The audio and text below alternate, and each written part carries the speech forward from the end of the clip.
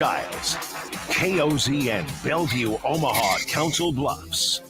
Mike Ferrin, Sirius XM MLB Network Radio. Ladies and gentlemen, now singing the Mike Ferrin Open, it's Mike Stibbs. Just make sure it sounds sexy, Stibbs. Lord Almighty, how can you stand Arizona? Your fair skin must be burning down into your absent soul.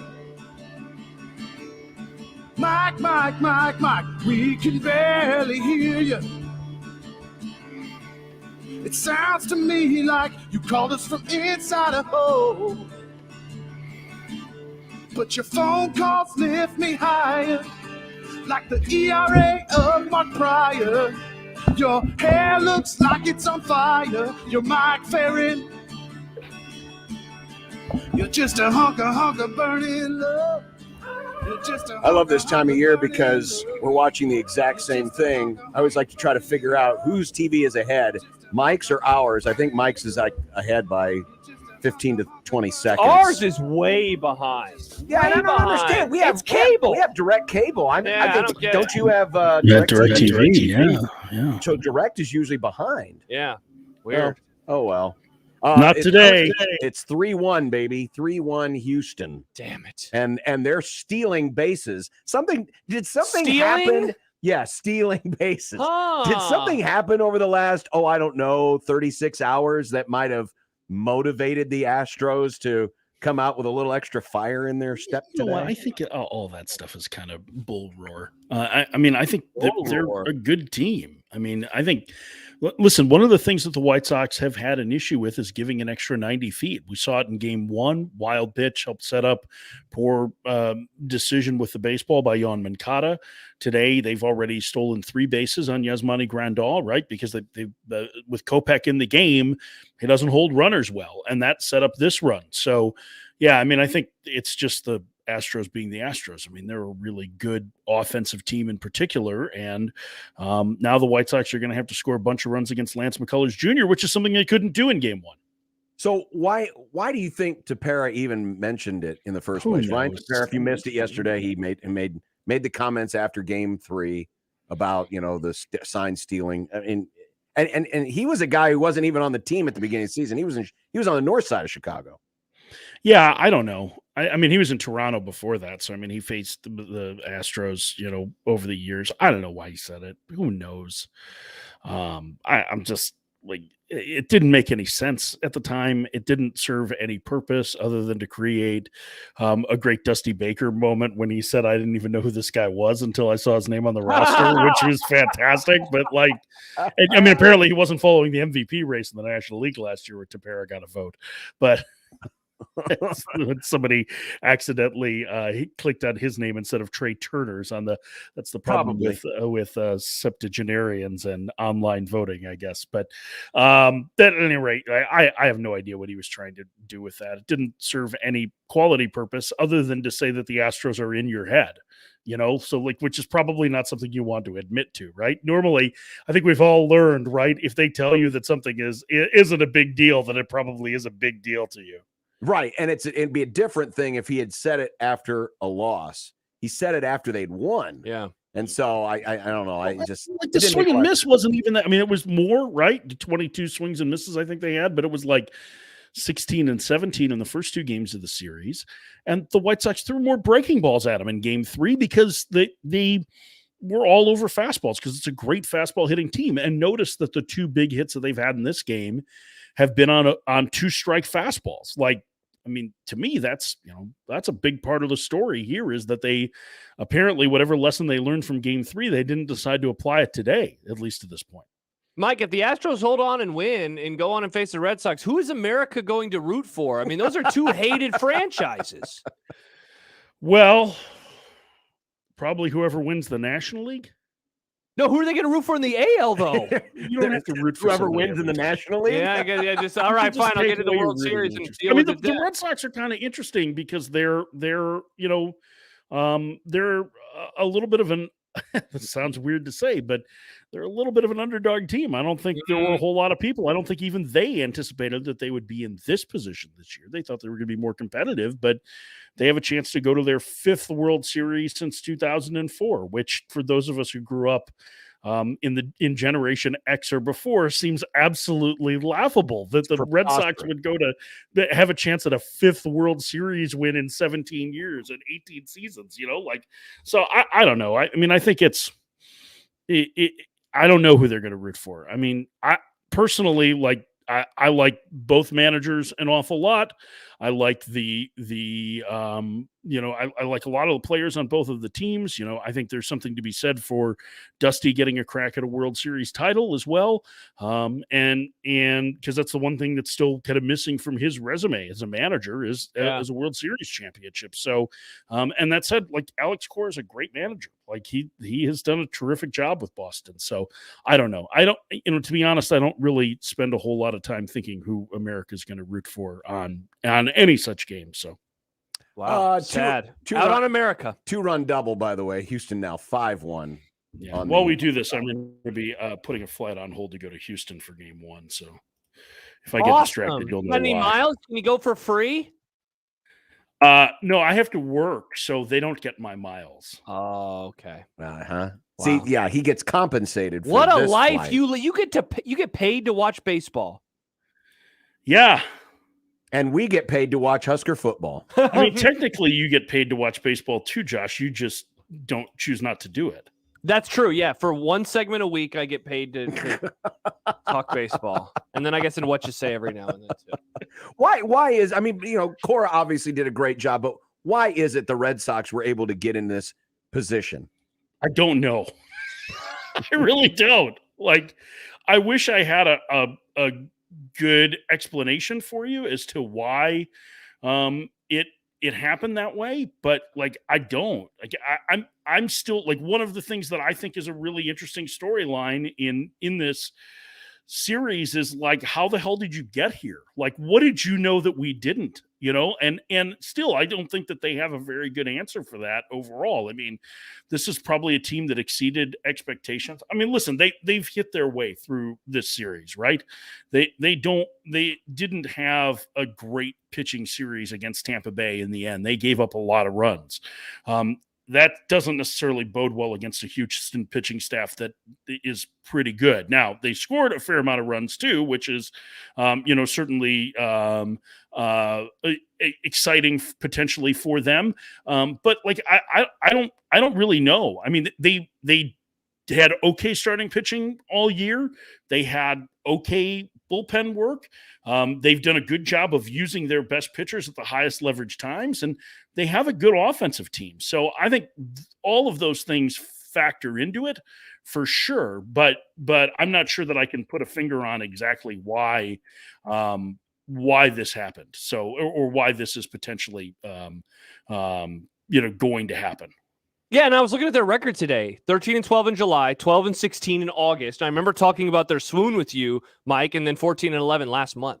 I mean, literally no signs of this coming. Yeah. I mean, and their offense was terrible down the stretch, and then they faced the team with the top ERA in the league, and they, pound on them for 3 straight games. That to me is it's really stunning.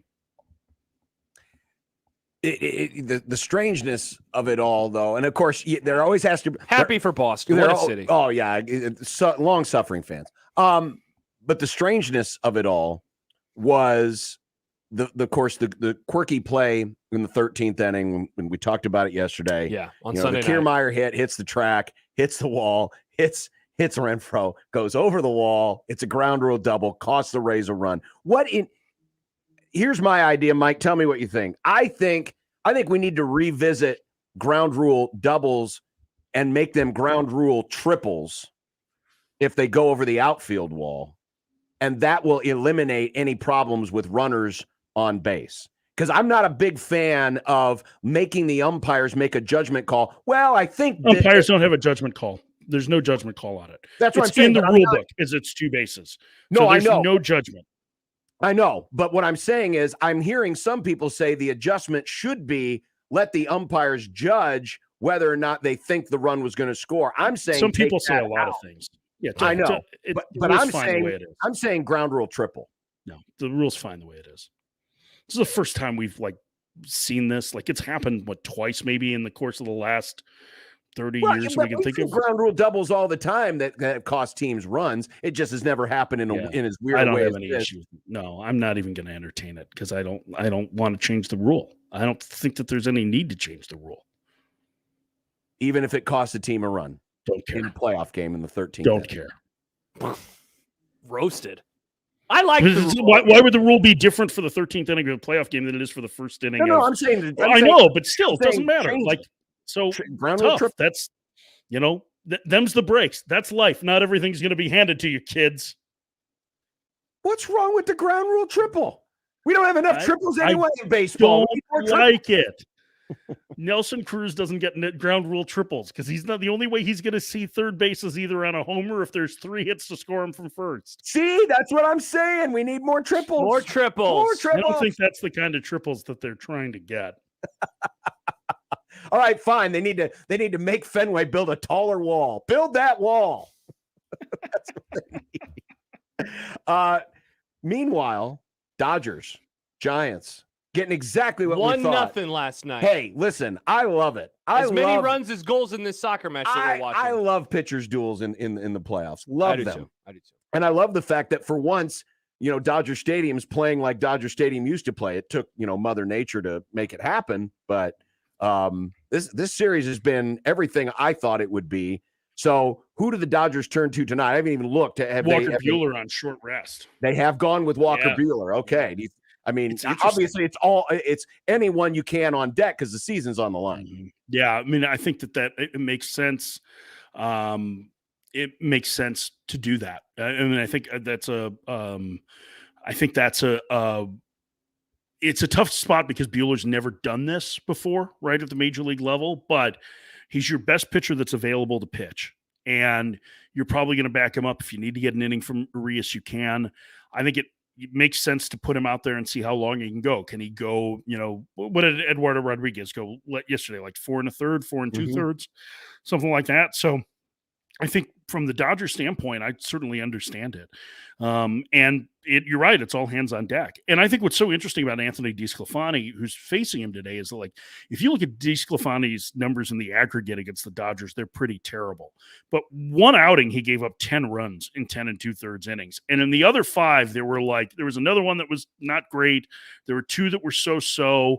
There was one that was dominant. I mean, a dominant outing in there too. So I think that it's a really interesting matchup because I think this Dodger team, especially without Max Muncy in the lineup, if you can attack them with right-handed pitching, you have a better chance for success. Alex Wood notwithstanding last night.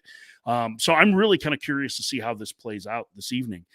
But the low-scoring environment in the National League has really stood out in contrast to the American League, right? Yeah. This is almost like when we were kids, the AL is the offensive league, the NL is the pitching league, right? And so I think that's been really fun too because the games for the most part have been sensational. I think it's been really interesting to watch, the contrast in styles and the fact that we have this high offensive playoff with tight games and this low offensive playoff with tight games, and all of it's been outstanding. Mike, moving away from the playoffs for a moment, I know we talked a couple of weeks ago, 2-3 weeks ago, about the Yankees and what you thought they would do. What? Can't get my head in front of this light. Oh, I know. It keeps reflecting off of your hat. Weird. Buster only reported this morning, rather. Well, it makes it look like he's got a halo. Well, I do. His answers a couple minutes ago to you were not very angelic. Am I right? No, he's anti-triple. Well, listen, even angels don't have to put up with stupid crap. Oh, come on. So anyway, the Yankees. What kind of stuff I expect from you, Josh? Yeah, I know that, right? I honestly, it seemed like you were talking to me the whole time. I was like, this is what it feels like to sit in the other chair. I'm trying to make the game more fun. He was not entertaining any part of that question. The game more fun. I thought it was a fun idea. They need to tear down that dump of a ballpark then if they're going to allow such strife to happen. So the Yankees, right? A franchise. They've won 27 World Series. They're going to keep. They're going to keep Aaron Boone. Mike, is this the right decision in the end for the Yankees? Will this end up being good for them in the long term? Mm. I mean, I have a tough opinion. Mike Ferrin.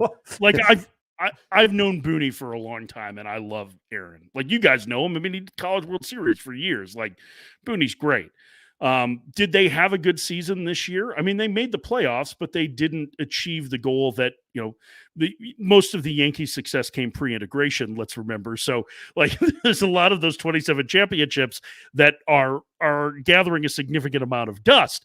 They have high expectations, and that's great. Like, I think having a fan base and ownership with high expectations is fantastic. But, like, I mean, listen, he had a right-handed dominant lineup that had some guys that underperformed that he didn't really have a replacement for. So, like, I don't know how much you put on him and how much you put on the front office. And if I'm the Yankees, I'm not interested in firing Brian Cashman because I think he's one of the best general managers in baseball. So I don't really have an issue with Aaron Boone staying. He's the same manager that led them to a couple of 100-win seasons and a league championship series appearance. And, they were a good team that went to Game 5 of the division series against the Rays last year. And that was remember Mike Brousseau with the late homer off Aroldis Chapman was the difference in that game. So I don't think that Aaron Boone is appreciably a different manager, even if he's not quite as rough and tumble as maybe some Yankee fans would want or some people who follow the Yankees. Is his bullpen strategy great? He's probably not at the top of the league, but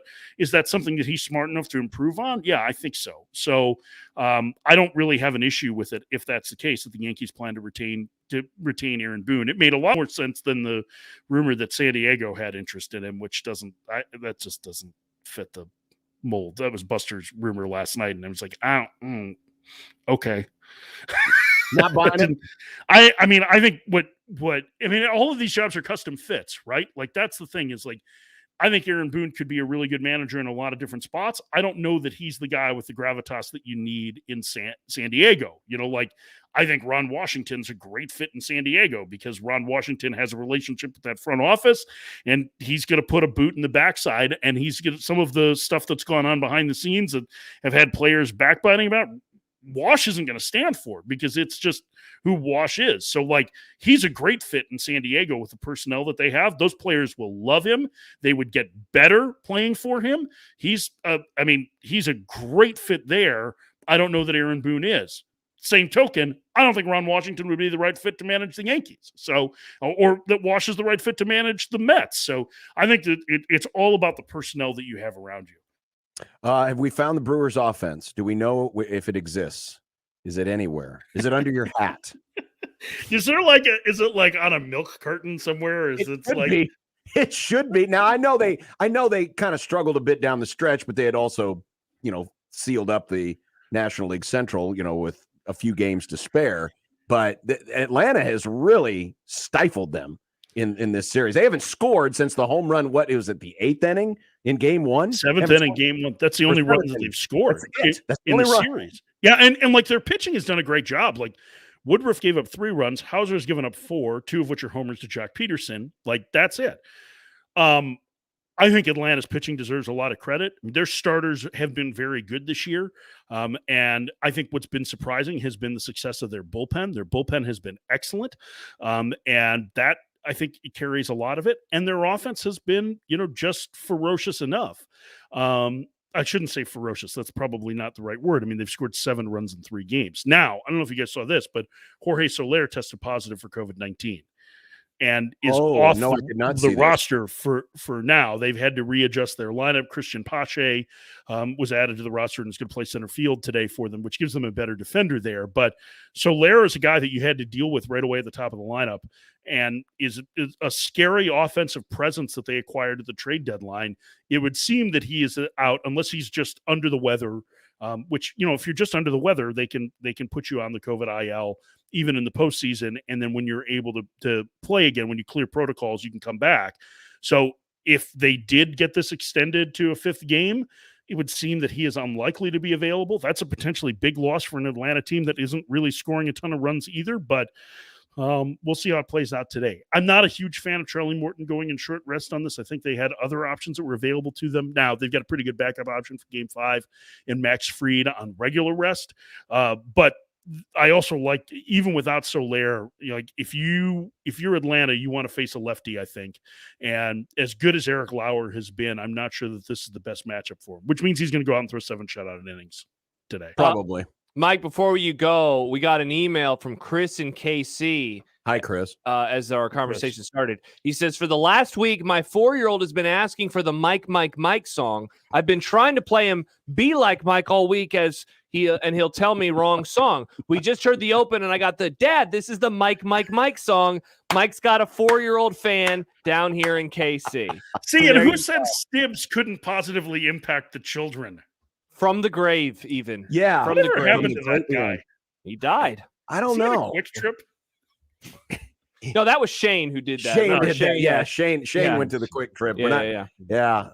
R.I.P. Stibbs. R.I.P. But you know, future Casey's general manager. just like John Lennon, his music impacts from the great beyond. Oh yeah. Oh no, did Mark David Chapman get Stibbs too? Oh, that would. I didn't like this book. It caused me to kill Stibbs. Whatever What happened is to John wrong Lennon? with you? Me? He's the one who brought up You're Lennon. pulling Mark David Chapman Hey, jokes? that's What year is this? Hey, it's He does run a murder cult. time plus Too- tragedy too equals soon. comedy. Too It's been 40 soon. 41 years. Yeah.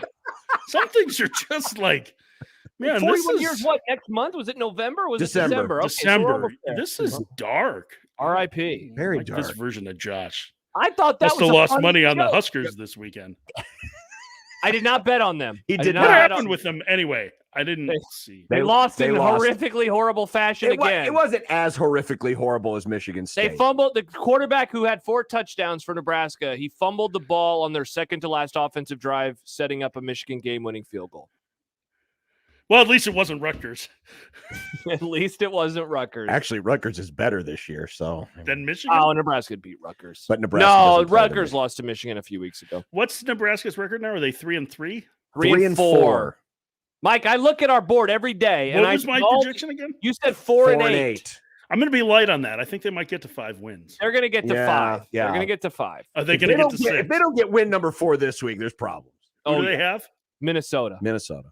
Oh, yeah, but isn't there, like, Oh. don't they need to have some sort of, like, trophy for that game? Like, shouldn't there be, like, a... There used to be, it was the Bits of Broken Chair trophy. Yes, it was a. It was a meme from the internet, and it became a real Oh. life thing. Yeah. Yeah, Mike they need Riley, their there's own a picture Floyd of of him holding the Rosedale. chair in the locker room. It's so funny. Very weird. Did you get your flight scheduled? Yes and That's no. why he was so surly with you earlier, because he was struggling with the flight, I think. Well, No. okay. They just showed, you weren't watching, but they just showed old White Sox fan with the cane, pointing the cane. I would change those plans because this means the White Sox are coming back. It worked on Sunday. It's going to work now. Listen, I'm all about that guy. I Bob love Holt that from guy. Northbrook. Yeah, he's retired. Is there anybody who looks more Chicago than that guy? The answer is no. No, he's pretty close. The only thing he's missing is some Giordano stains up and down his shirt. Yes, I think that's true. Although it's Sox Park, so you're probably looking at Connie's. Oh, that's right, Connie. You don't want to have Connie's. Connie's You is got the that big- as an option. Have you Connie's is done the good. Pequod's pizza before? Yes, it's excellent. And That's I what have some Stibbs told us. All right. some RIP. friends who RIP. are involved actually in the ownership of that. That gets a great place. Pequod's is really, really good. All right. Where's I This also recommend Pat's in Lincoln Park. Pat's is a good spot. Bats. And then there's a spot up in Edgewater I wish I could remember the name of, but it was always real good. See, it doesn't take him long to get back It his doesn't, Chicago. man. That's I ain't pretty got no good. 3 1/4 inch pipe. I can't work none. With that, we will bid you a fond adieu as the White Sox are trying to rally here in the 4th. Yay. Rally, Yay. rally. Pitcher's name is Lance. It is. Oh, okay. Yeah, it's still Lance Doesn't McCullers. rhyme.